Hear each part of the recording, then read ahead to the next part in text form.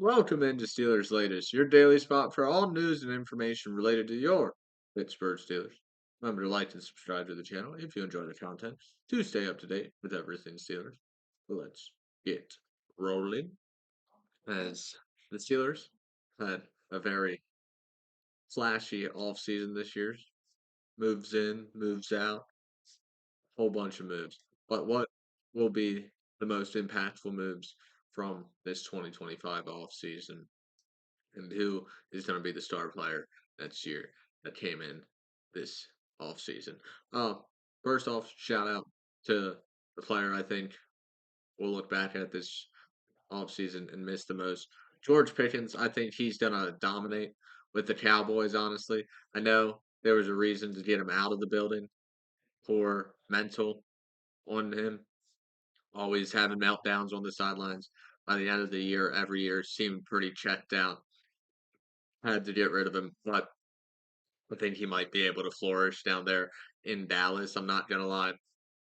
I think he's really gonna put together a strong showing this year and probably parlay that into a massive contract next offseason that we're not gonna pay, but some teams gonna go out there and flash a lot of money for George Pickens after this upcoming season because I think it's gonna be massive for him. But back to the Steelers. Who did we bring in that's gonna be the most impactful player from this offseason?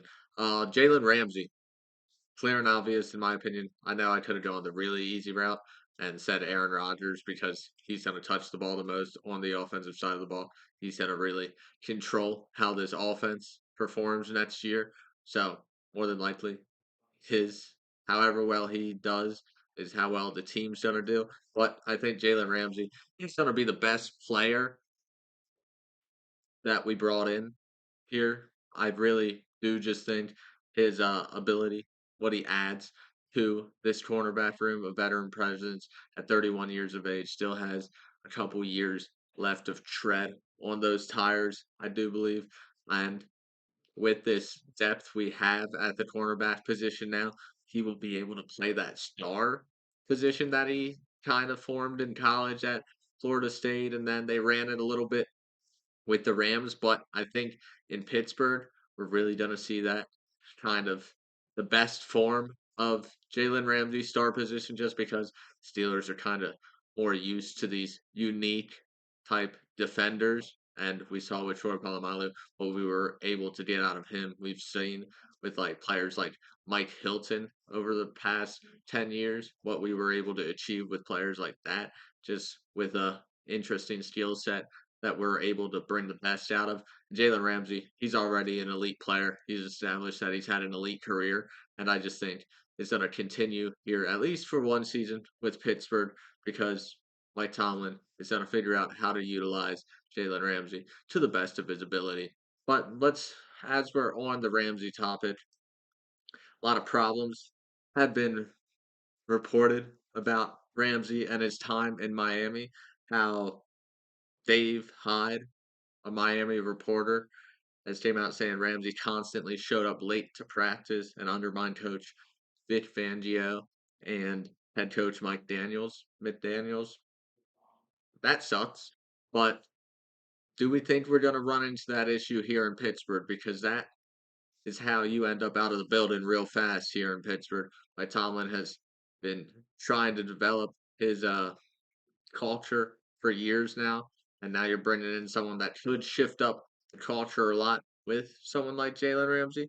I think as long as we're winning, as long as we start strong, as long as Jalen Ramsey thinks there's hope to this season, he's gonna be locked in and ready to rumble. I also honestly blame head coach Mike McDaniels somewhat for being able to lose a player like Jalen Ramsey. I think that's something that won't happen to Mike Tomlin. He's able to get the star players pretty much locked in, Antonio Brown back in the day. But if you compare it to how other coaches were able to handle Antonio Brown, he did a pretty good job compared to him basically stripping down and leaving the field halfway through the game. So Mike Tomlin is able to make sure these flashy personalities, these tempers don't flare. Hopefully, he's able to do it again and be able to keep Ramsey on our side. And worst comes to worst, we start off slow. He starts bickering a little bit, and you trade him by the deadline. But hopefully that situation doesn't happen because there's other concerns in the cornerback room. Darius Slay, we know he's 34 years of age, and that is a little worrisome in itself. But 2 years ago, he had surgery on his knee also, and he's even questioned how much longer his legs can really hold up, how much longer he can run with the best in this league, and not really giving me the most faith here in Darius Slay. It's just so brutal because the cornerback position is one of those positions where when the fall off does happen, it's a steep cliff because it's just such an athletic dependent position where the older you get, the more father time wins, and it's just never going to work out. You're never going to see a 40-year-old cornerback because they just can't run with the 22-year-old wide receivers anymore. And Darius Slay, being 34 years old, this is his last leg. Hopefully, like in Philadelphia, we can have the depth with some of the youth players we have at the cornerback position with Beanie Bishop, Corey Trice, Brandon Eccles, even another person we brought in this offseason. I think they can relieve a little bit of that load for Darius Slay, keep the tread on his tires a little bit fresher in games. But it is something we really have to worry about as Steelers fans because we could see early in this season Darius Slay really fall off. And then you definitely think about moving him back to the safety position. But then if he continues to struggle, it just might be it. Time to call it quits for Darius Slay. But hopefully, once again, none of these happen and he's able to perform at a high level like he was last year in 2024. Didn't seem to struggle really at all, but he was able to have a strong rotation in that cornerback room in Philadelphia. And hopefully we can kind of mirror that here in Pittsburgh for him so he can extend that career a little bit longer. Let's wrap this show up though with something I saw.